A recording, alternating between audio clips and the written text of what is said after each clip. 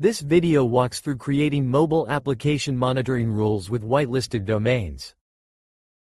By whitelisting domains, you can allow for in-scope testing and avoid testing out-of-scope targets.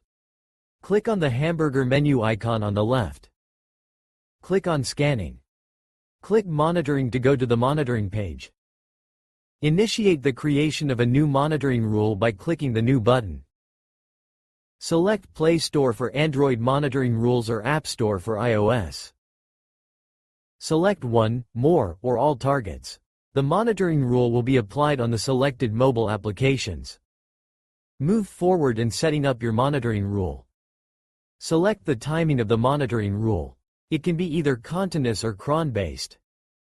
Proceed to the next step. Select the full scan option.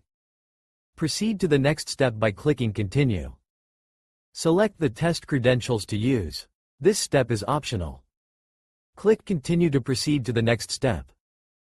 Enter the domains to whitelist. You can provide multiple domains by adding each one on a new line. The domains can also be provided as regular expressions. Finalize the creation of your monitoring rule by clicking Submit.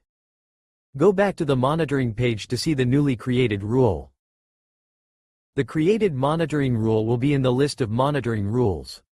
When the monitoring rule runs, the scan will use the list of whitelisted domains to limit the scope of domains or URLs scanned. This video walked through creating mobile application monitoring rules with whitelisted domains, allowing for in-scope testing and avoid testing out-of-scope targets.